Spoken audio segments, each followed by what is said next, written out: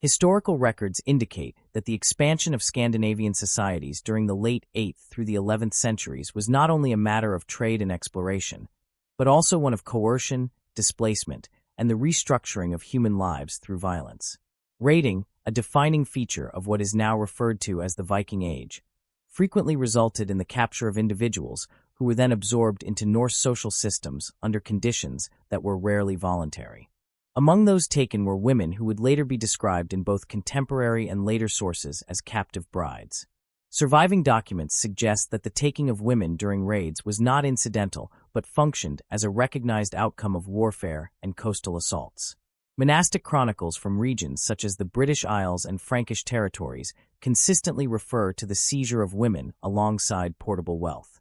While these sources are often written from the perspective of those under attack, their repeated references to captivity align with archaeological and legal evidence from Scandinavia itself, indicating that enslaved individuals formed a measurable component of Norse households.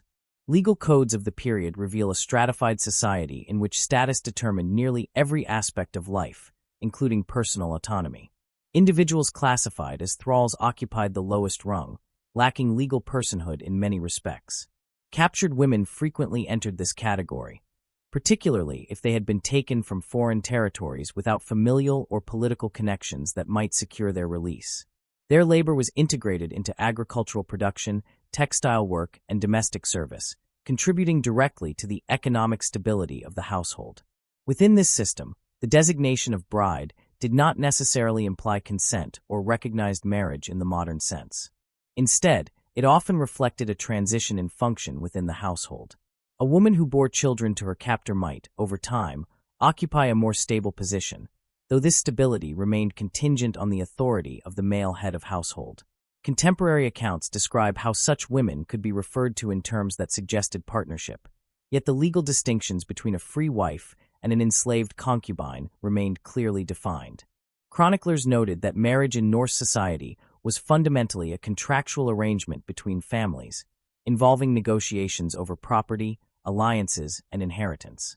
Captive women existed outside these formal structures.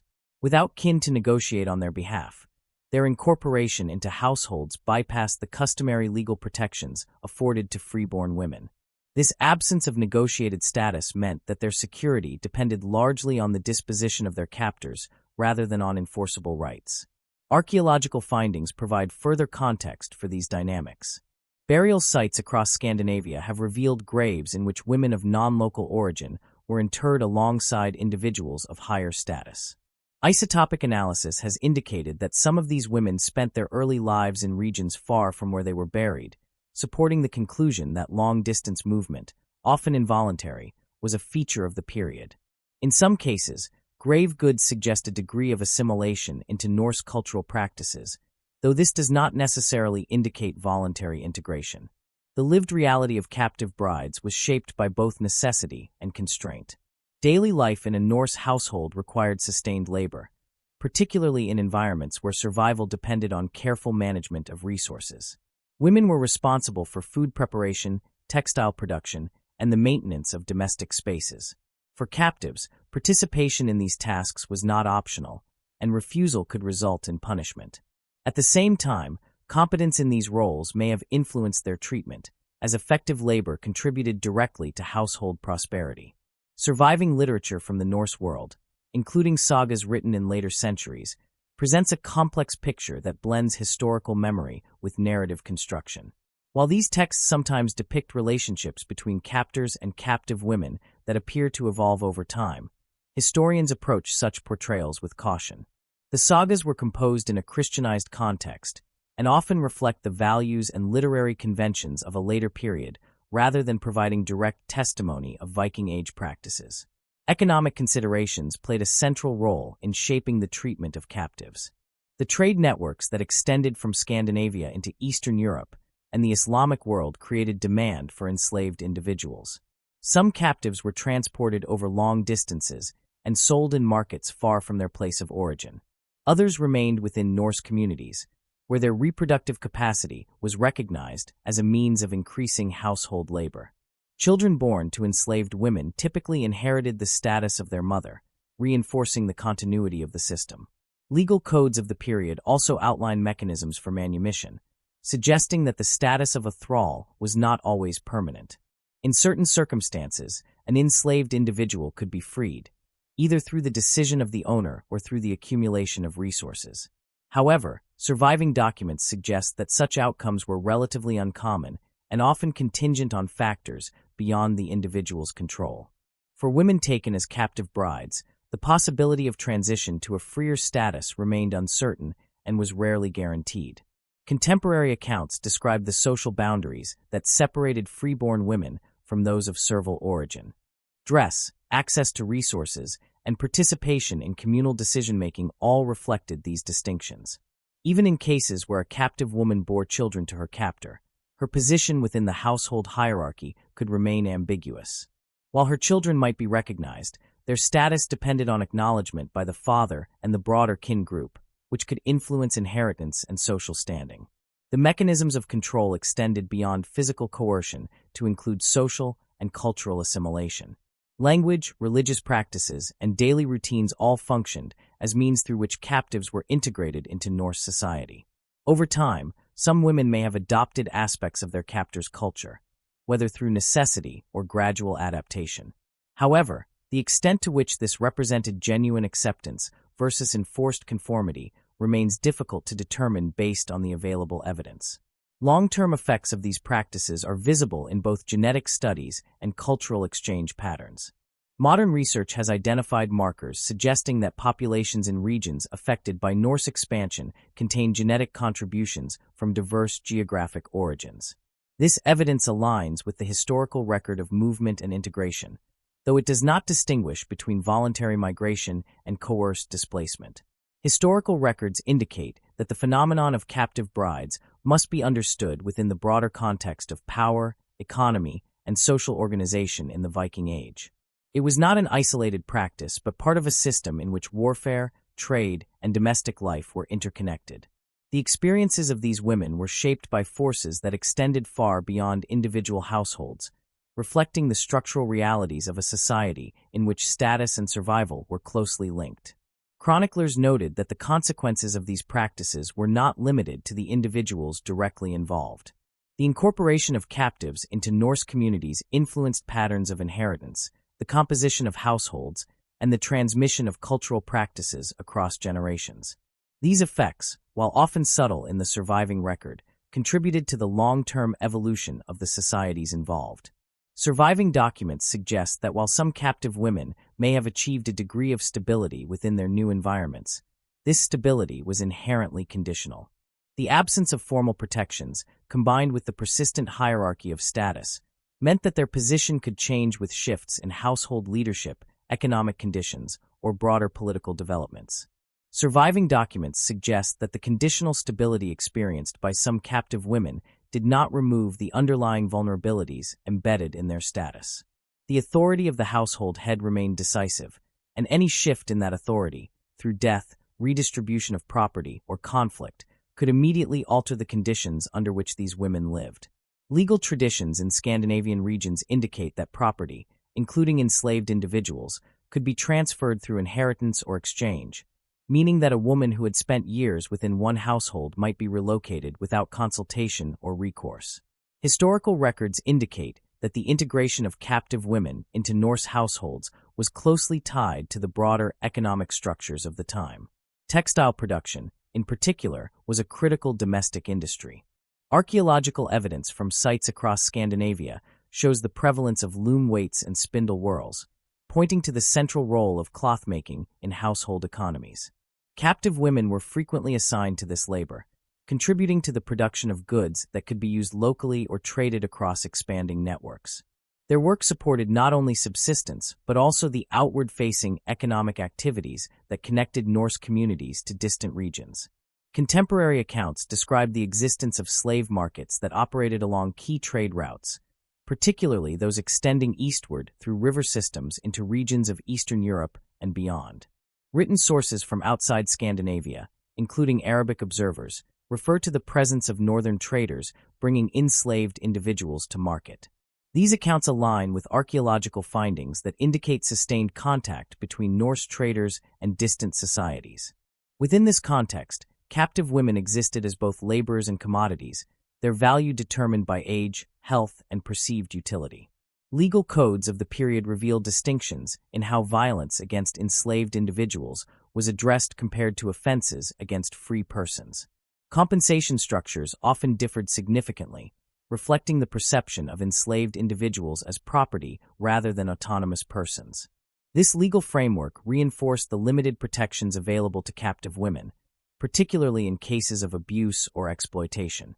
While some codes prescribed penalties for excessive harm to thralls, these measures were primarily concerned with preserving economic value rather than safeguarding individual welfare. Chroniclers noted that social identity within Norse communities was reinforced through visible markers, including clothing and adornment. Archaeological discoveries suggest that enslaved individuals typically had access to fewer and less elaborate personal items.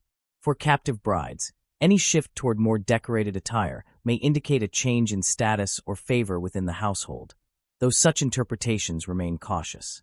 Material culture provides only partial insight into lived experience, and the presence of certain objects does not necessarily equate to improved autonomy. Surviving literature from later Icelandic sources describes household arrangements that included both wives and concubines, often existing within the same domestic space. These texts suggest that tensions could arise within such arrangements, though historians recognize that saga narratives may reflect literary themes as much as historical reality. Nevertheless, the coexistence of multiple women under a single household authority underscores the layered hierarchies that structured daily life. Captive women who bore children might find their position complicated by the presence of a legally recognized wife, whose status was secured through formal agreements. The reproductive role of captive brides carried significant implications for both individual and collective outcomes. Children born within these arrangements contributed to the labor force and, in some cases, to the expansion of kin groups. However, their status was not automatically equivalent to that of children born to free women. Legal traditions indicate that acknowledgement by the combined with the acceptance of the broader kin network was necessary for full integration. Without such recognition, children could remain on the margins of social hierarchy, reflecting the enduring impact of their mother's status. Historical records indicate that religious transformation during the later Viking Age introduced additional layers of complexity. As Christianity spread through Scandinavian regions, new moral frameworks began to influence social practices. Ecclesiastical authorities promoted ideals of marriage that emphasized consent and monogamy, at least in theory. However, surviving documents suggest that these ideals were implemented unevenly and older practices persisted alongside emerging norms. For captive women, the introduction of Christian institutions did not immediately translate into improved conditions, though it gradually altered the legal and cultural context in which such relationships were understood. Archaeological findings from burial contexts provide further evidence of shifting practices over time. In earlier periods, grave goods and burial styles varied widely, reflecting a diversity of beliefs and social statuses. As Christian influence expanded, burial practices became more standardized, often omitting grave goods altogether. The absence of such items in later graves complicates efforts to assess the status of individuals, including those who may have been of captive origin. Nevertheless, isotopic and osteological analyses continue to offer insights into patterns of mobility, health, and diet, revealing disparities that correlate with social hierarchy. Economic fluctuations also played a role in shaping the experiences of captive brides.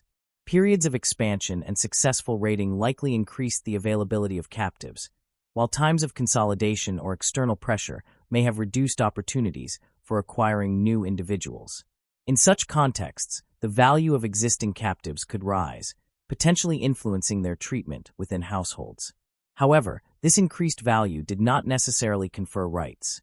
Rather, it reinforced their importance as assets within a system that prioritized economic considerations. Surviving documents suggest that pathways to freedom, while present in legal theory, remained constrained in practice. Manumission could occur through the decision of the owner, sometimes formalized through ritual or documentation. In certain cases, individuals who were freed might continue to live within the same community, occupying an intermediate status that distinguished them from both thralls and fully free persons. For women who had been taken as captives, Such transitions were further complicated by their integration into households through childbearing and labor, which could both anchor them to their environment and limit their mobility. Chroniclers noted that interpersonal relationships within these households were shaped by a combination of coercion, dependency, and adaptation.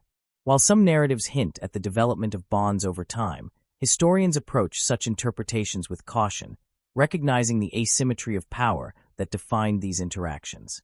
The absence of direct testimony from captive women themselves limits the ability to fully reconstruct their perspectives, leaving much of the historical understanding reliant on external observations and material evidence.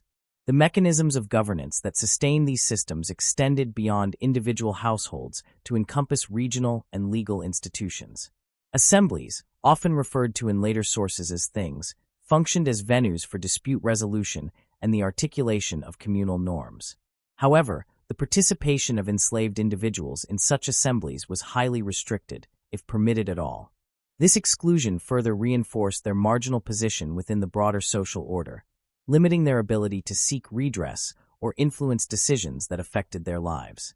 Long-term demographic patterns suggest that the incorporation of captives contributed to the diversification of populations within Scandinavian regions. Genetic studies indicate the presence of lineages originating from the British Isles, the Baltic, and other areas impacted by Norse activity. These findings align with the historical record of movement and integration, though they also highlight the enduring consequences of practices rooted in coercion. Historical records indicate that the experiences of captive brides cannot be reduced to a single narrative. Variations in geography, time period, and individual circumstance produced a wide spectrum of outcomes, ranging from continued exploitation to partial integration within household structures. Yet across this spectrum, the underlying framework of inequality remained consistent, shaped by legal definitions, economic priorities, and cultural norms that placed captives in a subordinate position. Surviving documents suggest that as the Viking Age drew to a close, the gradual consolidation of kingdoms and the increasing influence of centralized authority began to alter the conditions under which slavery operated. Legal reforms associated with emerging monarchies and ecclesiastical institutions introduced new constraints, though these changes unfolded over extended periods and did not immediately dismantle existing systems.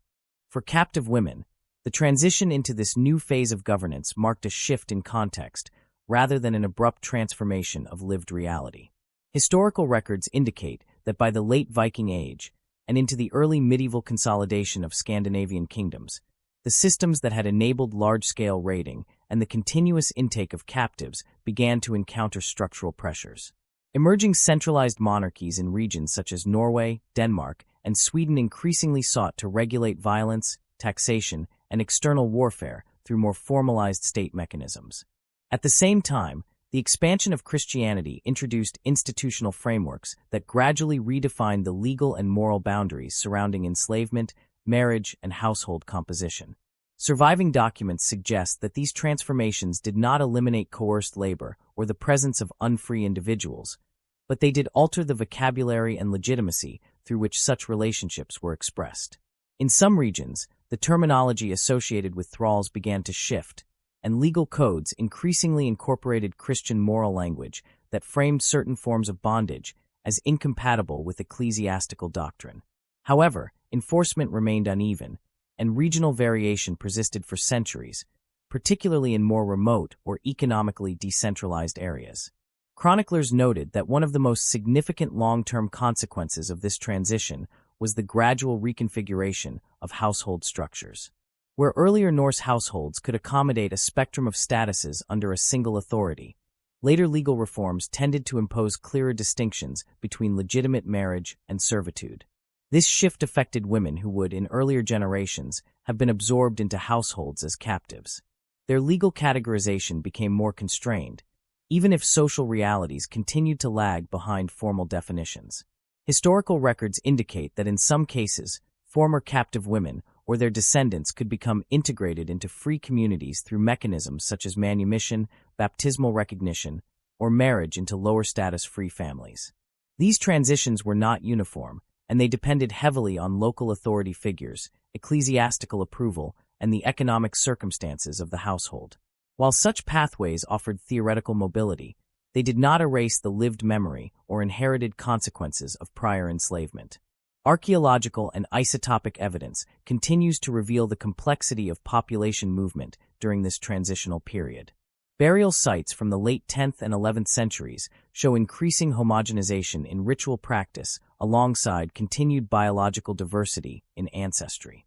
This suggests that while cultural and religious frameworks were becoming more standardized, the demographic legacy of earlier centuries of mobility and coercion remained embedded in the population structure. Legal codes of emerging Scandinavian kingdoms provide additional insight into this gradual transformation. Some later laws explicitly prohibit the taking of individuals in raids beyond certain borders, reflecting both diplomatic stabilization and changing economic priorities. These prohibitions were often tied to the desire to maintain peace with neighboring Christian kingdoms and to integrate into broader European political systems. Yet even within these evolving legal frameworks, references to unfree labor persist, indicating continuity beneath formal change. Surviving documents suggest that the memory of captive women and enslaved populations was often reframed in later narrative traditions. Icelandic sagas and historical writings composed in Christian contexts occasionally depict earlier practices with a mixture of distance and ambiguity. While they preserve echoes of older social realities, they also reinterpret them through the moral and literary expectations of later centuries. As a result, historians must separate narrative construction from institutional evidence when assessing the lived conditions of captive brides in earlier periods. Chroniclers noted that the long-term integration of formerly unfree individuals into Scandinavian populations contributed to subtle but enduring shifts in kinship structures. Over generations, distinctions of origin could become less visible, particularly as legal status rather than ancestry remained the primary marker of social division. However, the initial conditions of coercion continued to shape inheritance rights, household roles, and social memory, even when not explicitly acknowledged in surviving records. Historical records indicate that the concept of marriage itself underwent significant redefinition during this period of transition. Under Christian influence, marriage became increasingly formalized as a sacramental and legal bond requiring consent, public recognition, and ecclesiastical oversight. This stood in contrast to earlier Norse practices, where marriage functioned primarily as a negotiated alliance between families. For women who might previously have entered households through coercion, these reforms theoretically reduced the legitimacy of such arrangements, though enforcement varied widely. Surviving documents suggest that the decline of large-scale raiding economies also reduced the frequency with which new captives entered Scandinavian households. As political structures stabilized and external trade replaced predatory acquisition as a dominant economic force, the demographic pipeline that had sustained earlier systems gradually narrowed. This did not immediately eliminate inequality or servitude, but it changed the mechanisms through which labor and dependency were organized. Archaeological evidence from later medieval settlements shows a corresponding shift in material culture. Household organization becomes more standardized, and the presence of clearly defined domestic spaces reflects evolving legal and social expectations. While this does not directly illuminate the experiences of earlier captive brides, it does indicate a broader restructuring of domestic life that reduced the flexibility of household hierarchies characteristic of the Viking Age.